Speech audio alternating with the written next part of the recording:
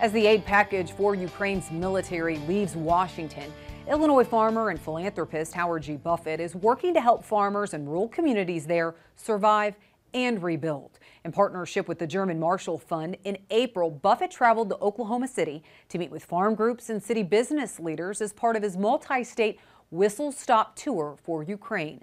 Farm Journal editor and host of Ag Day, Clinton Griffiths, takes us on that tour this weekend. The motion to concur in the House amendment to the Senate amendment to H.R. 815 is agreed to.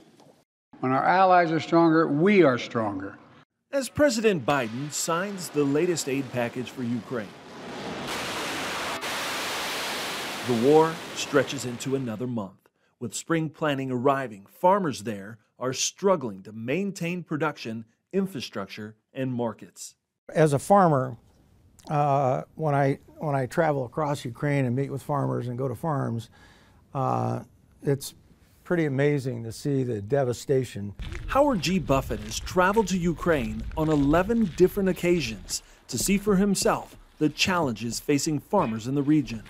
Keeping, fertilizer moving and seeds moving and chemicals moving and even parts for tractors and combines. I mean, that value chain has to stay in place and be able to operate. And I think it's got more and more stress on it today than it did, even last year. At last count, more than 85,000 pieces of farm equipment have been destroyed.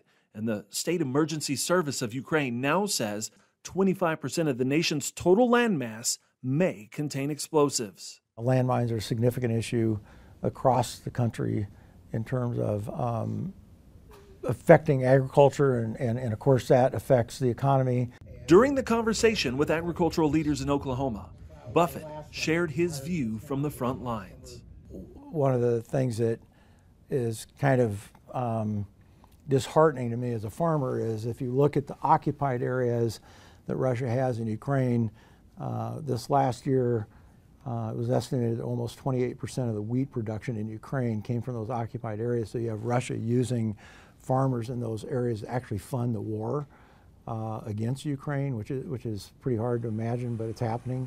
That wheat coming from Russia and Ukraine is an area of concern for Oklahoma wheat farmers in the room. If you look at the export numbers from the Ukraine area, there's still a lot of wheat being shipped out of that area. So from your standpoint, do you feel that's just grain they have in storage from previous years that's being shipped out, or do you think there's still a lot of wheat production going on in that country? I've been pretty shocked at the amount of wheat they've been able to ship out. Ukraine is probably selling grain at below the cost of production right now, and they're doing it because they have no choice. Their cheap grain is putting us at an extreme disadvantage because their grain is competing against us. People are simply trying to survive, and that's what they're trying to do. It was really enlightening for me to be, as an Oklahoma leader, to come to this meeting and hear what Mr. Buffett had to say. And I don't get in my tractor to go plow the ground to worry about a landmine. These people have bigger problems. I think the takeaway today is it's eye-opening to actually be able to talk to somebody that's had boots on the ground, been there in person, talking with the farmers, individuals over in Ukraine, and seeing the things they go through. As the war continues, the financial and logistical hardships are putting millions of farm families and businesses at risk. Ukraine can't give up. Ukraine doesn't have an option. I mean, Ukraine is fighting for their freedom, but they're also fighting for their lives. As the U.S. sends additional military aid, the Howard G. Buffett Foundation has given nearly $600 million in food, support, and equipment. It's one of the few times, it's the only time, I would say, in my life that I had to decide, are we going to step up? And if we step up, then we have to step up big. We all have a cause. What's your cause? What's my cause?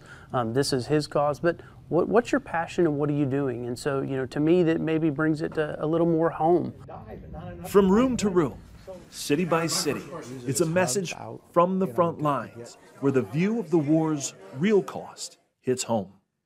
If you want Ukraine to win, we have to give them what they need to win. We've given them enough to fight and die, but not enough to fight and win. Thank you for that look, Clinton. Well, it's not often you hear of dairy farmers landing a spot on Forbes 30 Under 30. But it's a special dairy farm in Pennsylvania that's done just that. We'll introduce you to two sisters and from the farm next.